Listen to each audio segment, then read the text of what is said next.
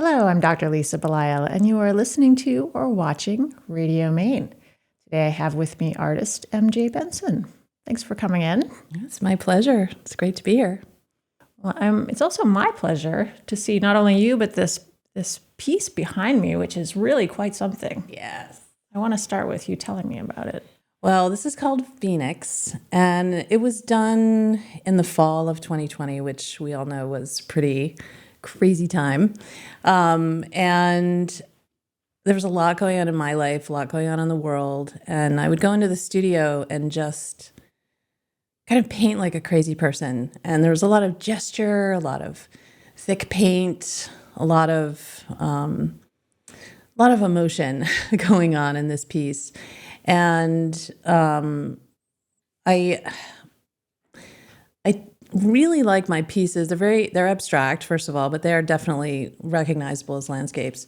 I like them to be on this edge of dark and light. So some people look at them and they think, oh, that's scary. And some people look at them and they think, oh, that's like light coming out of scariness. So they have this very different sort of response to them. And this one in particular is kind of funny because I painted it, I hung it was actually in a show, and then I changed it because it wasn't quite how I wanted it. So ironically, the name is Phoenix. So this is actually Phoenix 2, and it kind of rose from the ashes of what I didn't like about it, and I changed it, and I actually made it darker up on the top. But it's sort of metaphorically very, appropriate to 2020 of this sort of rising from all this craziness that was unexpectedly thrown at us. And also, it was a very dark time in many ways. For me, personally, especially because my brother passed away. So that was very difficult. But it was also a time when I realized that I'd created this really beautiful life up here that with everyone home and everyone, I realized how strong my friendships were, how wonderful it was to be able to practice up here as an artist and the support of that community. So there's this beautiful light in this piece as well. So of kind of coming out of this darkness. So yeah. And it's one of my favorites, although it's kind of like kids where they're all my favorites, if that makes sense. But yeah. And it almost seems, is it meant to be an ocean with a reflected sky, or is that just me reading into it? Oh, no, it is meant to be that. So when I do my work, whether or not you can sense it in a representational way, my work is all about the horizon, which literally the horizon. The ocean has always been my home, my muse, my place of comfort and challenge too, because I swim a lot in the ocean. I have 3 different wetsuits, so I swim as much as I can. But it's also, I had an instructor a long time ago who talked about the horizon as the break between where you can breathe and where you can't, sort of like between the ocean and the sky, and also the land and the sky as well in the ocean. So yeah, no, you are definitely seeing a landscape in there and a reflected sky in the ocean. So yeah. So what was it like to go through 2020 and all the external turmoil, but then also lose someone that is very dear to you?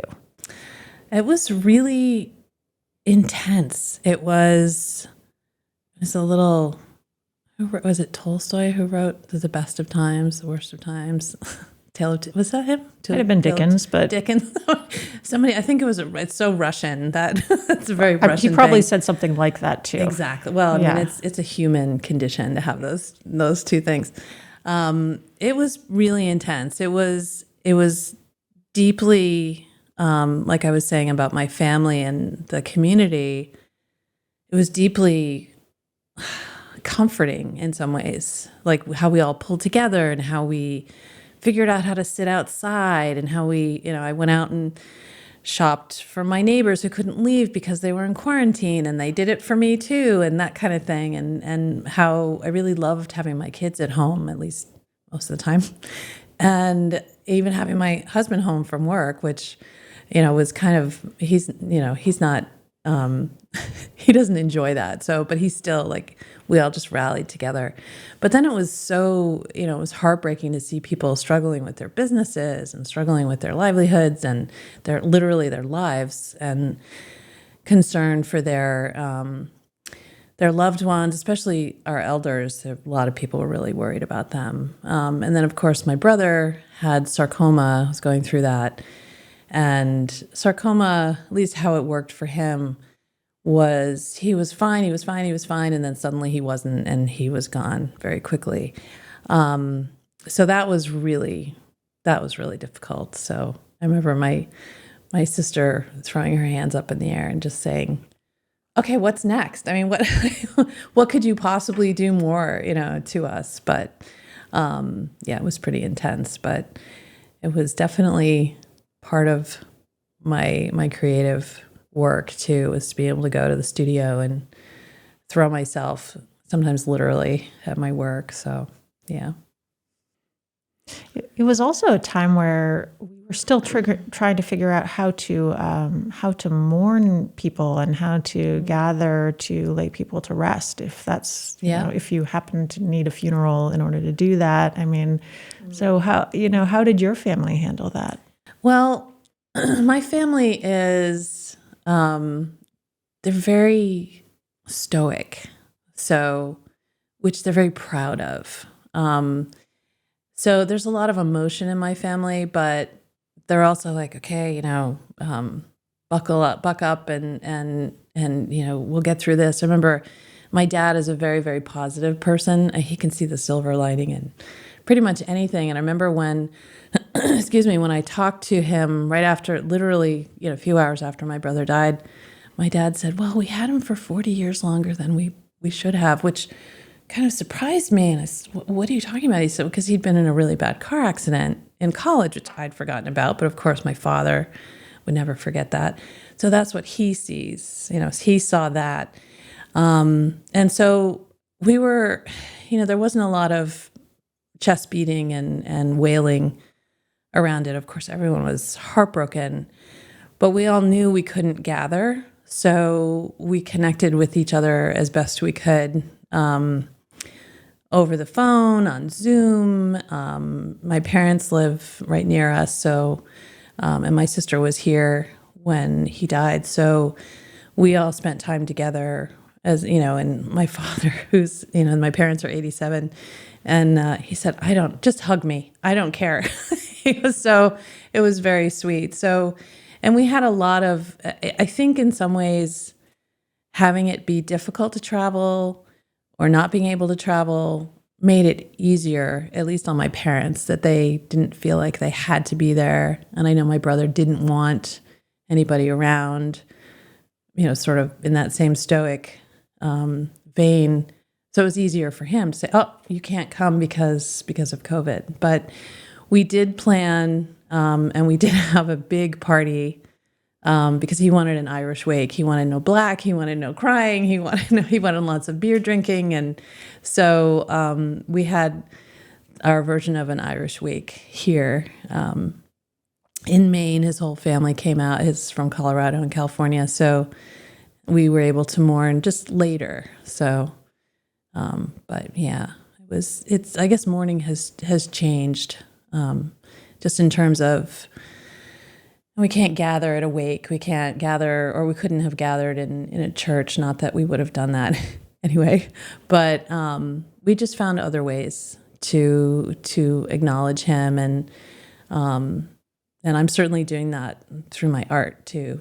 I got a grant from the Maine Arts Commission to do an artist project grant, which is so exciting. It's so validating. It's wonderful. It's like, yes, we believe in your work and we want to help you out, and it's great. And part of that is actually using earth pigments and stones and things like that from the areas where I'll be plein air painting and incorporating them into the work. And it's part of what, because my brother was a geologist. He was the black sheep in the family. He was a scientist, and we're all artists and creative people and inventors and designers, and so he was the sort of nerdy black sheep. He was always, if I don't know if you remember the earthquake we had here, that little earthquake. I would call him and be like, "Did you see anything?" And he, I'd type up and look on his, his sort of nerdy, like I can't remember what like the people who study earthquakes, what they're called, but seismologist or something. Maybe? That's it. I was thinking volcanologist. Yeah, like, no, that's close. That's sort of close. And so he'd go online and say, "Oh yes, there was a blah blah blah," was centered in, and so I would always talk to him about really interesting things related, like between art and science, specifically, geology. And so part of my sort of mourning and honoring him is to do that work, incorporate it with my work. So, and yeah, I've reached out to a couple of other geologists in the area to sort of have them help me, because normally I just call my brother and say, "Tell me about this rock." So I'm kind of trying to do a little bit of both there. If that makes sense. That's so interesting, because you've already described your connection with water, and then your brother's connection is sort of earth and stone, and you're kind of coming back towards his element in a means of honoring him. That's a really good way to look at it. Yeah. So what are you learning?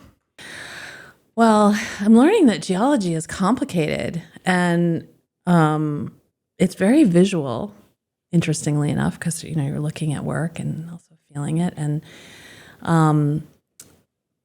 also that the line between art and science is so blurry. It really is. And I think I remember sort of listening when I was younger to people like Einstein and Neil deGrasse Tyson and people like that, and realizing that science and math in particular, to me at that point, at a certain point becomes art, because you have to think outside these bounds.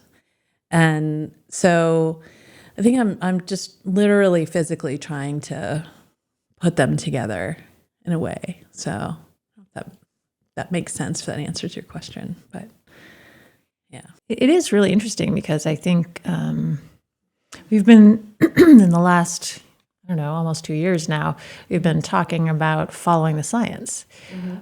But people's idea of what the science is so much more concrete than what science actually is. Yeah, exactly. Yeah.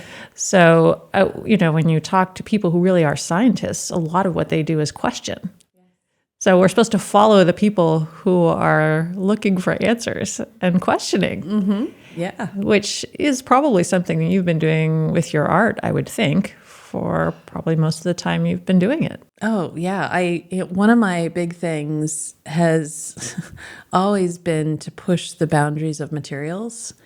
Even as a photographer, I used to use a plastic camera, and it was terrible for light leaks, and it was just such a monster to deal with. And photography is so precise, and people are very your f-stops and the balance of your chemicals and all that good stuff. And I was going in the other direction, just letting the whims of life that sounds really dramatic, but letting the whims of the camera sort of dictate how I responded to. And I, of course, was doing landscapes at that point. And it's and then the other thing with not just photography, but with painting is, and I've had so many discussions with different companies that make Gamblin and Golden and R&F paints, which they do encaustic work, to talk to them about how I can combine materials, because there are certain effects that I want, but I don't want it falling off. My work is not about something that's going to fall apart. I'm not, looking for something to get auctioned off and then have a machine go on and shred it, like that Banksy piece. So I want my stuff to stay around. But it is that constant play, and I think as artists, it's our job to push those materials, to make people think about things in a different way. There's the consistent professionality of showing up and having your vision and your focus and really diving deeply into one thing. But you also really have to play, and you have to push those boundaries, because that's really our job, I think, too. And I think that scientists and doctors and epidemiologists, they do that as well. That they have to really think, well, we've never seen this. Like, how do we manage it? How do we deal with it? But you have to use what you have in place, your protocols, your whatever, what you already know, and then go from there. So, if that makes sense, but yeah, I think it does, and I think that you're right, that you have to use the tools that you have in front of you as not a way to be kind of hemmed in, but as sort of a structure that you're continually moving to use towards other purposes. But that does require some experimentation and a willingness to maybe not succeed the first time you try. Yeah, that's for sure. When I used to teach, I would spend, and I taught photography, mostly to adults and teenagers, which most people, not the adults so much, but the teenagers, why would you want? And I said, because they're old enough to know what's interesting and what they like, but they're not like so young that they don't really know what they're still open. They're still, they can be challenging, but anyway. But with adults in particular, and teenagers to some extent, I would spend most of my time unlearning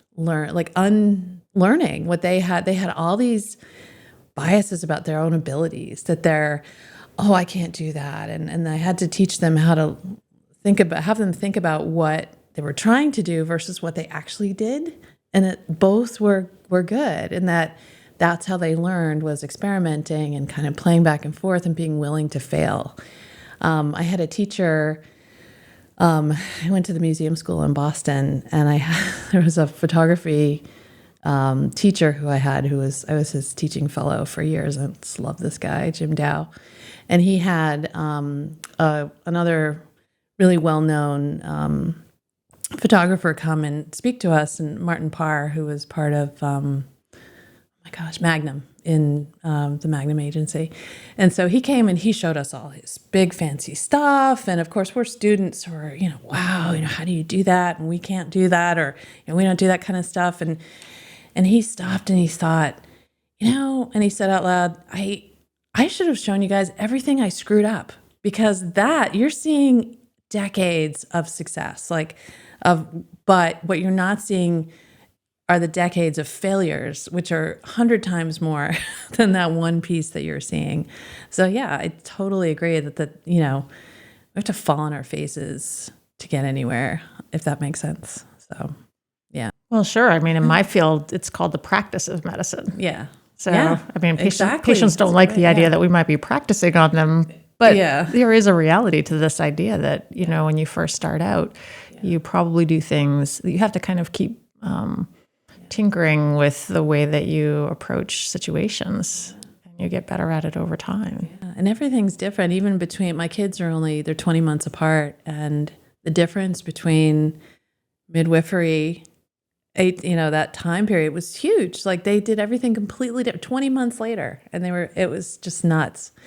But yeah, it's kind of, I have to say, I've always felt, I love my doctor, Megan Staten, who's amazing. I don't know if you know her, but she's wonderful. Yes. She's amazing. She's the kind of doctor who, if she can't figure out what I need, we'll figure it out together. And she'll give me ideas and things that, we're talking about, I don't want to get her in trouble. I don't think I would, but it's this isn't you need a blood test for this. This is you have a headache and we haven't figured out why you have it. Maybe it could be this or that or whatever.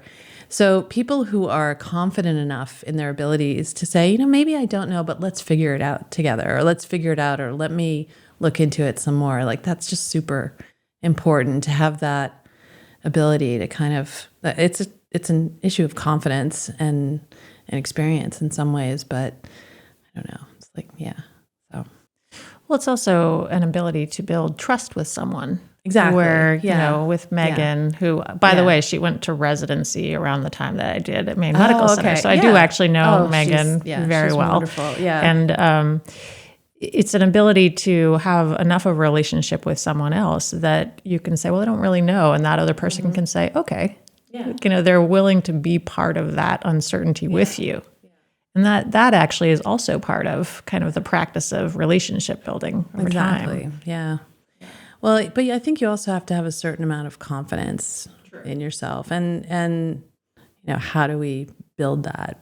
And for me, when I was teaching, I was like, how do I help people get there so they feel like, and even sometimes for my own work, I might have a big, beautiful piece that everyone loves, but I just don't feel right about it. And I haven't finished it yet. And, it's in the studio and people have come to see it. And I'll do something crazy, like throw some wacko paint on it, but I have to feel confident enough to know that I can, I don't know if fix it is the right word, but to get it where it wants to go. And that's really challenging. So it's kind of having that balance of those two things. It's pretty, or doing something really large, just something different. Like I did a huge painting, 72 by 72 inches, which I decided not to bring that today. I'm kidding. Not that I could get it here easily. And that was so much fun. And then also making smaller pieces or using a totally different material or, a non-square shape or something. There's just so many directions you could go. So it's really exciting. But when we interviewed you for the Off the Wall publication that we do, you mentioned that you got kicked out of high school. I did. And I wouldn't ask you this except it's actually it's published. It's published. It's totally published. Yeah. Well, so tell me about that. It's a hilarious thing because when my kids were getting older, because they're 16 and 18 now, and we were talking with friends about college and how to prepare for that, and I would say, I got kicked just because people get crazy about that. I mean, there's a great book that, oh my gosh, what's his name? He wrote, it's what you do, where you go is not who you'll be. It's a great book about college, but anyway, that's another story. But I would say, you have to kind of calm down about it a little bit because I got kicked out of high school, but I have a graduate degree from Harvard.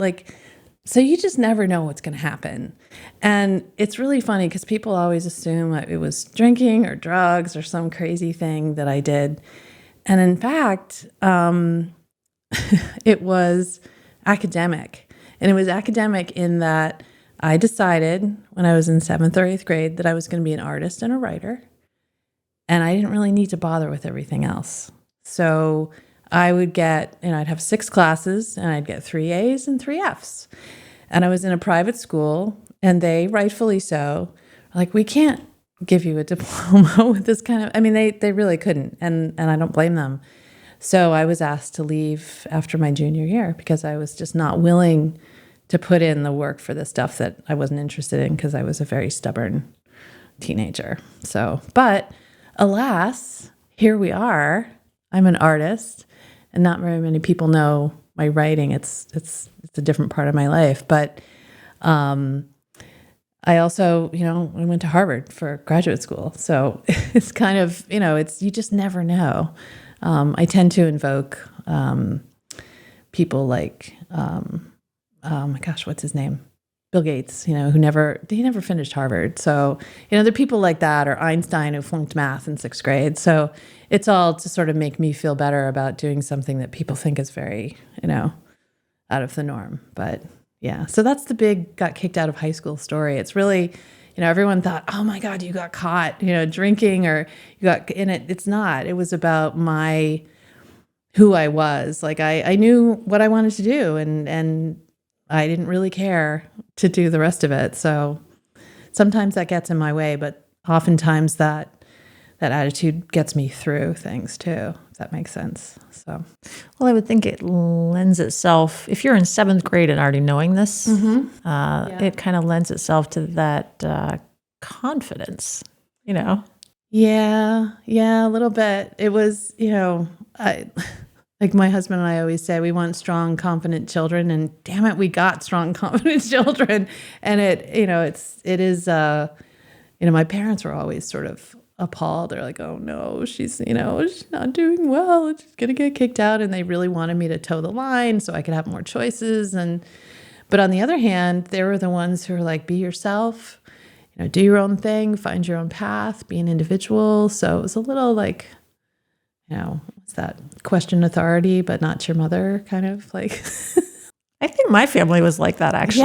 Yeah. And we find our way. But I think we all know that's a difficult path to constantly be fighting one thing or another, when it's a lot easier to just follow the flow. And I think that, my parents were and as I am often with my kids, in that sort of like, how do I make sure you're doing what you want, and you're happy, and, you're being creative, and, if you want to, but you're also able to like keep a roof over your head and that kind of thing. So I think that was that fear, that parental fear of, not my kids not being able to, take care of themselves at some point. So, yeah. Yeah, that makes sense. I mean, when I think about my own children, I would want the same things for my own children. I want them to question authority, but I also want them to be able to care for themselves. And really, because I think there are struggles associated with not being able to care for yourself. Oh, yeah. And you want to be able to have that flexibility to be able to know, like, I can do this crazy stuff, but I can come home to, to a warm meal and, and a roof over my head and maybe a dog curled up on the couch. And there's one other thing I was going to say, it's gone from my head. It'll come back. So what about the writing? What do you do with your writing? I do a lot of journal writing. I've written a lot of like short stories and things like that. But those are very like, I've never, like, you're like, I want to know more about that because you said that's another part of your life. It's sort of very private stuff, just like things I write. And it's funny because art is I've always felt very confident in that world, but the world of writing and writers and publishing, because of course I don't think about it just for my own pleasure, edification, or whatever. It's also, I have to think about, how could I, get this out into the world too. I'm always thinking about that part of it, but I don't feel as confident with that with my writing. So I will probably keep that to myself for a while, but you never know. Well, there is a certain amount of exposure that goes along with writing, very, very similar to art. Yeah. I mean, with art, you put it in front of other people, and they're gonna think what they're gonna think. And writing is very similar. You can frame things the way that you want to, but people will read what they're gonna read into it. So it's not that strange for you to be concerned about, how people might respond. Exactly, but yeah, it's kind of it's a very different. It's just a different world. So, and of course I always think of myself as like, I can do all these things, right? But then not necessarily as I've gotten older, although that has happened in some way. But I think as you get older, you get more efficient, you get smarter about how you work, even though, you might not have the energy that you had. Like, I don't want to be 20 years old again, but I wish I had that energy. I really do. But I know there's only so much I can do, and I don't want to pull away from the things that are right in front of me that I'm deeply interested in knowing more about, with my painting in particular. So I don't want to sap any energy from that. So I think the writing is and I also don't want that to become something that's too important as well. Like that I feel like I have to, make that as important as the painting, if that makes sense. It's like I kind of want to maintain the energy that I have toward what I'm doing right now. So, well, I mean, journaling for yourself is a very legitimate and worthwhile endeavor that you don't necessarily have to censor or edit or bring to the surface So, and I often think of writing, at least my own writing, I think of it as having a seasonality to it almost, where, there's the season where you're, you're kind of more inward and you're doing more kind of pondering and experimenting, and you're hibernating a little bit. Exactly. Like this time of year when at 4:30 it's midnight basically. Right. Right. Yeah. So this is just it's not the season for your writing to be out yet. Right. And I like the way you put that, yet. That maybe, it's a possibility. Maybe. You never know. It's always, that's right. Yeah. Let me ask you one last question. I know that you're also an athlete and that you've done marathons and triathlons. You talked about your swimming. How does that work into your artistic life? Oh, that's a really good question.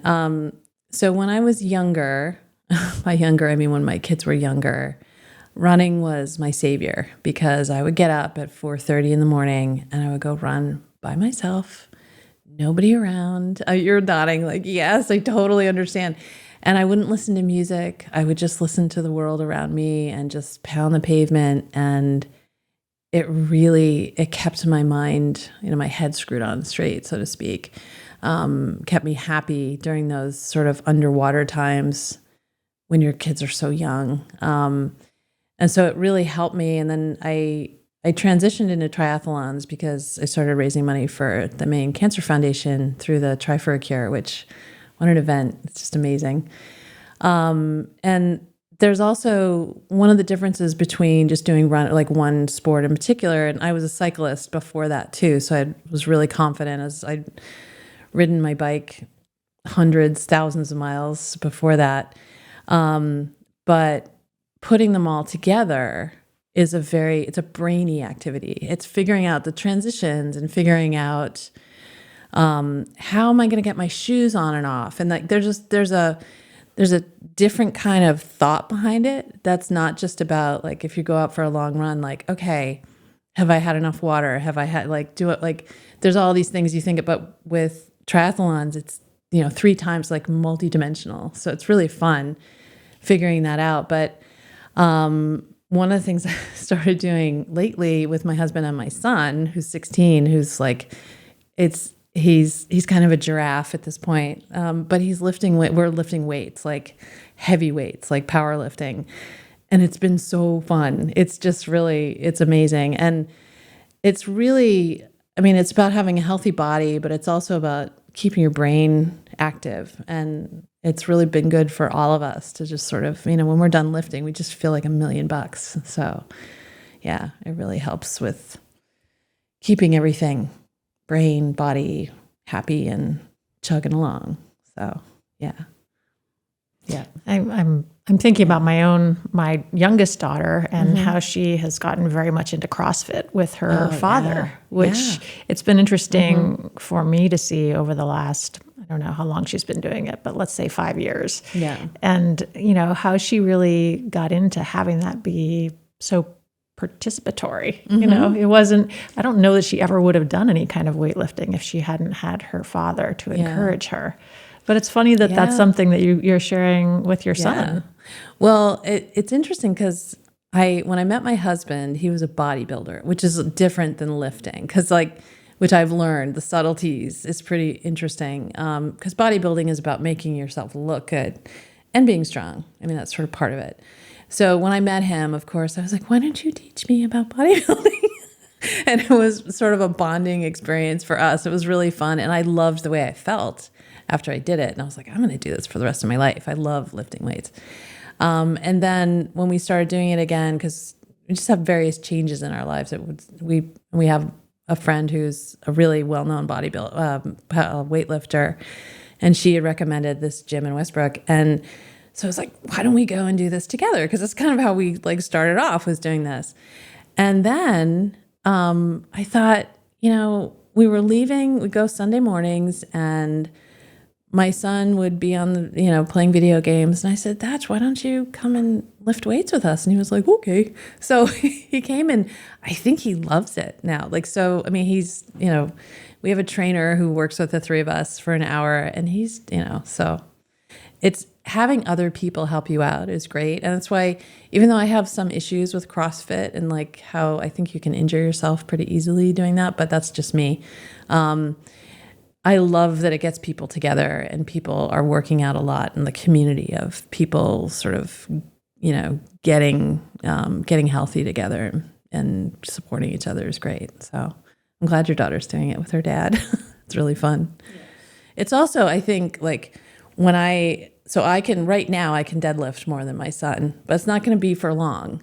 But to be like, yeah, your mom is kicking your butt, buddy. Like it's kind of a good feeling for me, but I know eventually he's just going to like blow me out of the water in that sense. But anyway. Well, I will tell you that you're right, because both of my daughters actually, when they see me, they will squeeze me very hard and hug me, and then they like to try to lift me in the air. So, and they're usually successful. So I suspect your son will also do that. It's a question of kind of age and also youth. Age and youth. And just, I remember, it's a great story about my brother. It's one of the funny, just a funny thing so my brother was like a world-class rower. So, and rowers are buff. They are strong. They're intense. So my brother was 6'5", and he was like 250 pounds without an ounce of fat on him. And there's this great story about when he was 18, my mother, I could hear from the other room, she's yelling, "Rob, put your father down." And I ran into the room, and my brother has my dad, who is almost the same size, over his head, like in a, so it's just, I'm kind of waiting for the day when I'm like, "Thatcher, put your father down," so it is kind of amazing how, I don't know, that the father-son, as they grow, like watching them, be able to do those kinds of funny things. But I'm confident that my son will get there, but it does take a little bit of work and effort, and again, confidence. So, yeah. Well, and to be clear, my son could also lift me up. He just doesn't typically. But then my middle child is a swimmer, and my youngest child is a rower. And so I think they also love the physicality of that. There's like a power involved in that. Well, it's also, my family, besides being stoic, which they're probably going, what is she talking about? But they know what I'm talking about. They really do. They're very competitive, super competitive. Like Monopoly at our house over the holidays was dark. Like it was brutal. It was fun, but it was like, wow. So there's that competitive edge of when you're really physical, like, oh, I'm going to, I'm also a Boston driver. So that's where I learned how to drive. So I tend to like, oh, I'm going to beat this guy. I'm going to cut this guy off or whatever, which is really bad. It's tempered a lot since I moved here. But there's that competitive edge is really, it's fun, especially in families, as long as it's not, too much, but it can be really fun. Like, hey, can you pick up mom? I don't know. Can you, like, you little weak swimmer person? Can you, So anyway, but I'm diving into the deep end with that, but so to speak. But well, it's incredibly relatable because in our family we actually just had this conversation, didn't we? We had a conversation about Monopoly, I think, not too long ago. Ooh, yeah. So yes, we get the competition thing. Yeah, so. Monopoly and Settlers of Catan is our new one that we do, and that one it's hilarious to watch everybody with their different ways of trying to beat people, but yeah. Well, MJ, I have very much enjoyed our conversation. Me too. Thank you. I think there's a lot of similarities in our lives. We probably could continue to explore them further if we had more time. But I do encourage people to go to the Portland Art Gallery and see your work, also see your work online, and maybe visit with MJ at one of our upcoming artist openings. I've been speaking with artist MJ Benson, who is really quite wonderful, and I encourage you to get to know her and also her art. Thank you. Thank you. It's been great.